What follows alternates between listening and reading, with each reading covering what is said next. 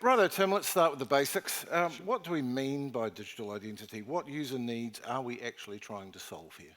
Sure. I think Aaron touched on it this morning when he talked about the virtual self. I think it's quite easy to think about identity in terms of name and date of birth and the types of things we might have to provide when we're opening a bank account. But I think it's a much richer set of attributes, both sort of that are personally identifiable, but also personally attributable. So even extending out to transaction data that might be to do with transactions that you've conducted yourself, that you may want to use in another context to access new services. So in terms of what are we trying to solve? With digital identity, we're trying to reduce friction in terms of accessing new services. That's really the critical piece. At the moment, there are a number of services that you have to prove who you are in one way or another, provide some information that verifies who you are. Those processes are clunky, and we're still following analog processes most of the time. And to move us forward in terms of to be a digital economy, identity is a key building block. There's been some talk about the digital economy today, and I see digital identity being a fundamental enabler in that. Kelvin, anything to add as someone who wants to sell a service around digital identity? I think it's it's about. I think as Tim pointed out today, it's digital identity. It's quite fragmented. It's quite costly to manage. It's inefficient. And we are kind of living in a digital realm. So being able to transact it in a way that's that has a lot of trust and transparency is actually quite hard to achieve. So it is something that we all kind of aspire to create a digital identity that allows you to kind of really enrich your lives in a lot of different ways. We talked about being able to do services or actually just transact in a completely different way that we never would have imagined today. But that requires something to anchor your physical self in a digital way to be able to transact in a different manner. And Catherine, I noticed on the Sphere website you present identity for business and identity for the public as two separate offerings. Are they two separate offerings? How different are they? In terms of the application, they're very different, and I think the needs for both groups are very different, but you always need both sides, and every time somebody signs up for a new service, then they're required to provide some form of identification, regardless of whether it's KYC, AML, or just your name, email address, and delivery details. And it's really important that getting that information is easy for businesses, because the burden at the moment in terms of collecting data for compliance is horrific. And part of the reason for that is what we've really done until now is automated what we did on the level of paper. And we've really got an opportunity, not just because of blockchain, but because a whole series of technologies to give both businesses and individuals a new way of doing things. Paula, the thing that strikes me is that we do already have RealMe that was supposed to solve these problems. Why hasn't it? I think there's a number of reasons why RealMe hasn't been as successful as it had the potential to be, and I believe in it actually. I think it's a good product. It hasn't developed maybe as it could have, but I think the biggest challenge that it had is that it didn't have big, brave entities like ANZ or the other big organisations getting behind it right at the beginning, and it didn't have the numbers to support other people using it as a viable product. The general public don't know about it also. That's a big difficulty. I mean, well, that's interesting itself, because we were supposed to know about that. We were supposed to use it, and we do. There are situations where we have to use it, but you're right, most people still don't understand it. So that's a lesson in itself, isn't it? Yeah, I think so. And if it had become very common practice, if you went into a bank, if you went into your law firm, if you went in anywhere where you were required to provide your evidence of who you were and prove your identity, and everyone was using RealMe, then it would have got that that public persona, that people would have become more aware of it, and it would have driven, an outcome that we don't have today. Tim, you look like you had something to say about that. Jump on something that Kelvin said about that we all aspire to create a digital identity. I don't agree with that. I think we don't. People just want to get on and access services, and they want that to be as easy as possible. No one wakes up in the morning and says, hey, I'm going to go and sign up for RealMe for no particular reason, or any other digital identity solution. That's just the reality of it. So we need to be able to deliver more utility value from whatever solution is, cover more use cases so that users get the value out of it in terms of access to services, which is what they really want. They don't want necessarily to have to manage a whole lot of information about themselves or attributes, because no one wakes up in the morning and says, like, that sounds like fun, I want to do that. Some people do. But Maybe. Frith, of course, the fact is that we do actually have digital identities now. We probably have multiple ones of them, and they're owned by very large companies. And I don't know about you, but every time a site invites me to log on with my Google or Facebook credentials, I immediately think about how much of my privacy I'm giving away. And that seems more acute in a post-Cambridge Analytica world. Is the promise of blockchain or some other form of decentralized ID to get away from that? I'm not the blockchain expert here, but yeah, I think that's got to be the goal, right? I mean, there's really a heightened awareness of privacy issues at the moment, in part thanks to Cambridge Analytica, Equifax. There've been a lot of big data breaches. The regulators are responding with GDPR in Europe. There's talk of a new federal privacy law in the US. We've got the Californian one. So fundamentally, all of this is trying to respect individuals' rights. And people sometimes conflate privacy with secrecy. That's not what's trying to achieve. It's trying to ensure that there's transparency, that you have some degree of control or say over what's happening with your personal information. And I think what's happening at the moment is, we've got these big tech companies that have been on a massive data land grab, and locally as well, there's still a lot of that mindset, just collect as much as you can and you'll get some value out of it. There are all sorts of security issues with that. You increase your risk of a data breach. So if blockchain, a decentralized approach, can help to manage some of that, then it's certainly something we should be looking into. Kelvin, that's also the case you've made to me when we've spoken previously, is the beauty of that is you own this sensitive information about yourself. Yeah, absolutely. I mean, we've had a whole evolution around centralized to decentralized world. The centralized world, previously allowed us a lot of convenience, but at what trade-offs, at what cost to our privacy, and our shopping habits, or what people dictate or what we do.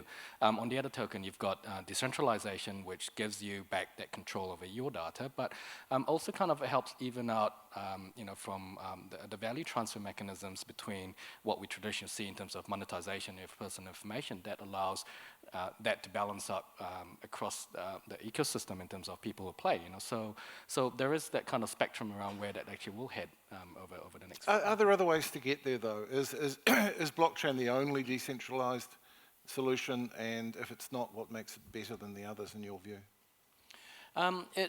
It probably, like I say, it's not the silver bullet, but it is a strong enabler for that trust. I think, you can have other solutions like distributed systems and so forth, but then, you're trying to deal with things like a central authority or lack of central authority. So if you do have a platform, who's managing it, if it's a corporate organization that's looking at it, then how do you actually have the balance around, can you actually trust them to own your data? They're incentivized to make money off your data. Decentralization allows that kind of, that incentivization or disincentivization to own that data. So it creates, that's where the trust anchor is. So it allows you to onboard yourself, create an identity that allows you to use it in a way that you control and feel comfortable with. But at the same time, organizations can also trust the information, through the mechanisms that I think, we're trying to all solve here around digital identity is to make it actually really usable so that, without any central authority to say that, can I trust Russell, for example, if you want to transact in the real world?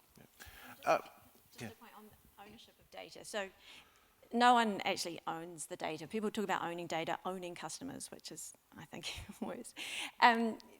Information about an identifiable individual it's a question of access and control. So I think it's really important that, the companies that think they own it, they don't. They still have to respect individuals' privacy rights. And it's interesting. I can remember back when we had a Privacy Act, and most jurisdictions didn't have something of that kind. I think we're now coming to a consensus that there needs to be regulation of individual privacy. We agreed on that? Speaking of regulation, Paula, I wonder if the money laundering laws have brought this question of provable identity to a head, because I'll tell you a little story. I'm on the board of a small incorporated society that's doing good work in the cultural space, and someone gave us a grant of a few $100s, and we tried to open a bank account. We have not been able to open a bank account. Every single board member has gone in, signed forms, brought in multiple ID, proof of address. When I went in, I was quizzed about whether I had my tax information from 30 years ago when I lived in London, which I didn't. So yeah, the question is, now that we have these laws, is the case for a workable ID system even more urgent? Yes. Can you expand on that?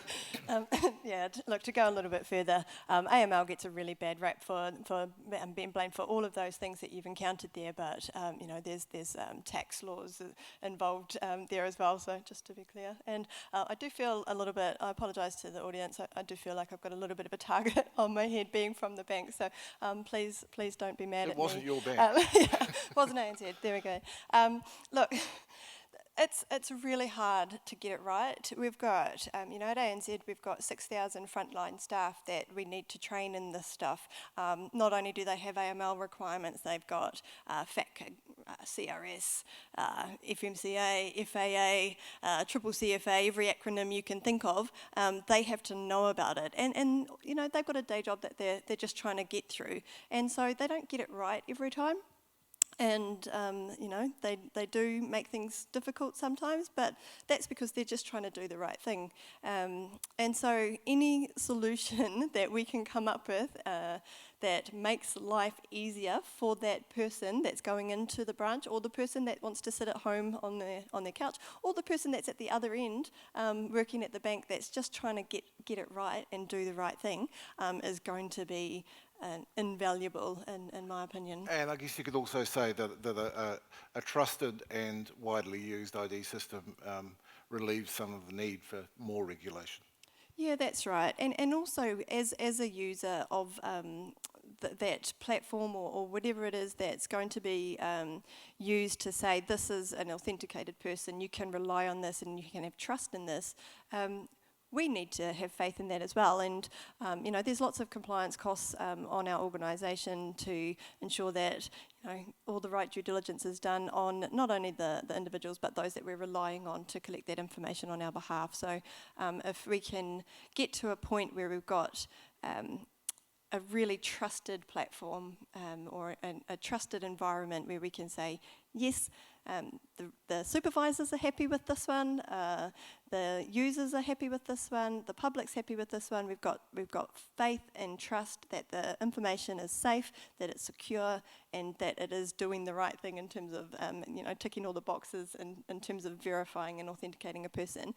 Then that just saves time and money for everyone involved. What's interesting there is that you talked in singular terms, and Catherine, I wonder what you think about. What's a world look like with multiple identity providers? Is it possible? Can both you and Kelvin win? Yes, we both can, I think. There's definitely room in the world for it, and I think the fact that there are so many identity providers across the world proves that it's possible. One, there are problems in every industry and they're slightly different. What you see are lots of national plays for identity. With 196 countries, then that leaves lots of room for other national plays. And the reality is that technology is moving at a very fast rate with blockchain and with AI, machine learning. There's a lot that is being done, but it's new, and we're not there yet, even though we both believe that we're working on things that will change things radically. That it will still take a while before the technology settles, and until we see that, I think there will be numerous players, and so far that's working Kelvin, well. any thoughts on what that environment might look like? Yeah, I do. You're absolutely right, Catherine. So it's a really big problem to solve, and you wouldn't expect one company or organisation to be able to solve everything. So the world, I guess, if I see in the next 5 to 10 years, is a lot of it is collaboration. I think between digital identity players, as Catherine pointed out, there's different requirements, legislations, use cases, all those things that are there. I mean, yes, I like to say we can build everything, but it's a really long ask in time and onboarding, and you'll never solve everyone's needs. But what will come through out of that is the collaboration and those who kind of choose to kind of work with others as well in the identity space to make it identities that can work together and actually solve things that and have a common goal. So you and Catherine aren't necessarily competitors? No, I don't see that. I don't see any digital identity player as competitors. We kind of work and augment each other's platforms. Same thing with RealMe today, for example, the government. We don't see that as competition. We see that as enabling different use cases for different identities. To that point, the approach that we've taken and the view that we have as an end user is that there are people that are doing really great things in this particular area, some that are doing wonderful things over here, and so we've never seen it as a single solution, but actually take the best of what's on offer from the experts that are coming up with some really wonderful and innovative ideas, and you use all of those to validate various different parts of that identity. We like to use the phrase presence in the community to say, look, we've got at one end of the spectrum, you've got an identity here that's a verification of documentation maybe, but then you've also got, your social media presence, your professional presence, and all the rest of it, and anything that you can do that validates all of that information along the line, helps us from a fraud mitigation perspective, from a absolute trust and confidence perspective as well. So I don't think we've ever seen it as a single solution. Tim, I'm sure you have thoughts on this, and in particular on the role of government.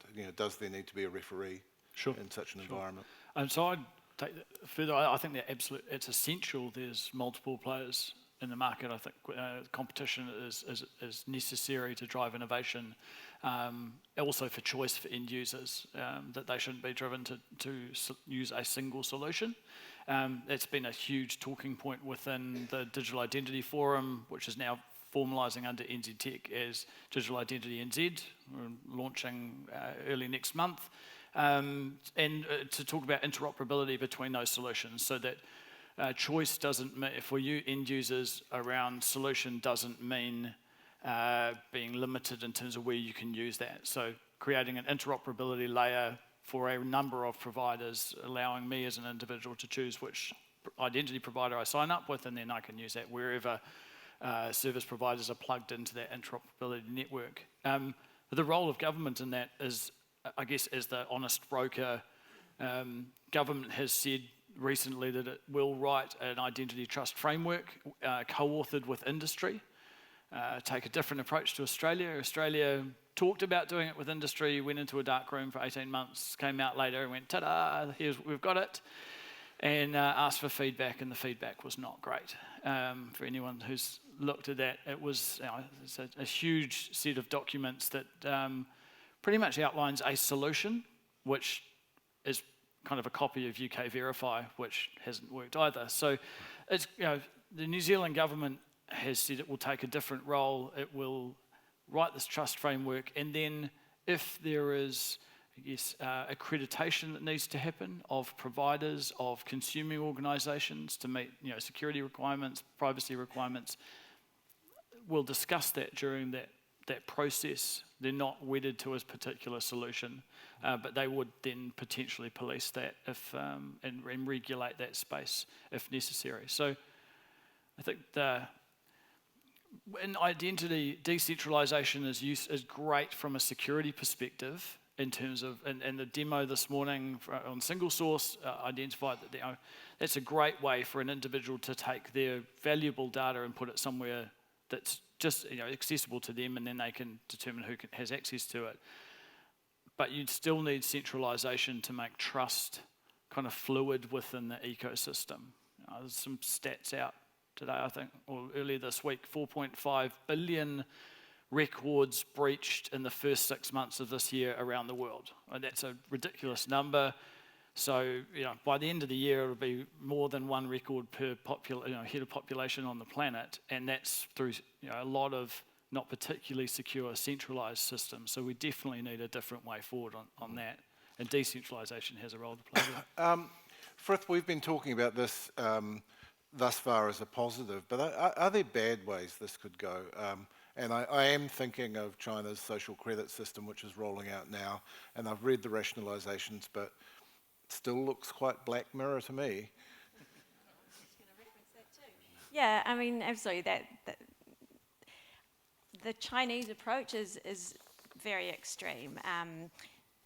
It's all about, I would say it's all about surveillance of people, really. I mean, they have robotic doves with cameras. They track people who are jaywalking. I read somewhere that there are uniforms that have systems in the helmets that monitor brainwaves and mood and so on. So, and all of that adds up to create this number, your social credit number, which dictates what services you can have access to, how much you might pay on a loan for interest, etc. So, yeah, that's pretty horrendous. But I think we need to recognise the cultural differences there. In China, apparently, privacy translates as shameful secret. So that's quite a different way of looking at it, that you're actually, if you only need it if you've got something to hide, whereas in the West, I think we see it more as a basic sort of human right. And human rights are perceived differently in China as well. So whilst, we would want to be very careful not to go down that path, I would hope that there are enough checks and balances in New Zealand at least to be able to manage that appropriately. Kelvin, it's clear that for a system of trust to work, there has to be trust in it. And I think we all know that there's still a pretty large part of even the tech community that doesn't take blockchain seriously, that kind of regards it as a punchline. How do you get it over the line? How do you win people over? I think I think I've heard this mentioned before. It's essentially all about the use case, So if you reflect on technology today, and we watch Netflix, Spotify, or listen to Spotify music, none of us think around, hey, it's great HTTP technology or TCP/IP. None of us really think about it. So blockchain, again, as I think I reiterated, it's a strong enabler for trust, But it's about the use cases of how it can help people protect their data, enable, I guess, seamless integrations between how they interact with the world, both the digital world for transactions, but also with applications in different way. We showed this morning around, food provenance and all that. So that's all the different use cases around it that really, people don't really necessarily have to mention blockchain to do that. So that's where I think the negative connotations come in, because people associate automatically with. Right. So it's the difference between talking about blockchain, which people, lay people might not know what it means, and some tech people are skeptical, but if it's an actual application, if it's something that makes your life better, then that changes things. Yeah, absolutely. Yeah. Simple use case I said to people is, I don't tell people about blockchain. I said, you're going to apply for a bank account, you fill in a 20-page form, and you have to, you're going to shop around for a loan at 4 banks, you do it 4 times. It's a real painful process to do it, but the fact if you have something that's powered by blockchain enables you to only do it once, and you don't even have to mention blockchain, it just makes the life easier. Sorry, we're being mean about banks again, aren't we, Paul? Sorry. Do you have anything to add to that, Catherine? Yes, I do. I think with developers, there are always developers that like certain technology, and if some of them don't like blockchain, that's okay. But I think what we're beginning to realize is that it's part of the technology stack. So if you're a full stack developer, it's probably very useful knowledge. And at the same time, it's not technology that should be used for everything, everywhere. And we're starting to get really sensible about it. But I would encourage developers to develop blockchain skills, and in particular, any developers, even if they don't want to build blockchain-based applications to start looking at the emerging distributed storage technologies, because they are actually the things that are likely to replace centralized storage, and they're not that blockchain, even though the underlying technology is. So in a database portfolio, they would be something that would be appearing not too long into the future. Tim, we've only got 3 minutes left or so. How well is New Zealand placed to actually come up with and implement this effective, widely accepted digital identity, whether it's blockchain or not, but it may well be blockchain? How well placed are we? I think we're in a really good position. We have great rates of new technology adoption. There's other countries around the world that are looking to what we do here around digital identity, and we might say, why hasn't RealMe taken off in such a way? But actually, there are other countries that don't have a national identity register that are looking at New Zealand as a leader, and we're already saying, no, actually, that's not good enough. We want to move forward. So we are at the cutting edge of building a new national identity platform or infrastructure around identity that in a country that doesn't have a national identity register is pretty world leading. And I think we're in a really good place for that. Sometimes I think our scale creates challenges, that we don't have that much money to throw at the problem. As look at Australia, and the DTA got $100 million for this financial year to throw at identity. The New Zealand government doesn't have that kind of money to throw around, so we need to be more innovative, and we need to think about new ways of achieving that, which I think is where industry collaboration and having an ecosystem is the best way forward for us, rather than having a large centralised solution. Yeah. Any thoughts on that, Paula? Is this something the banks would like to see sooner rather than later?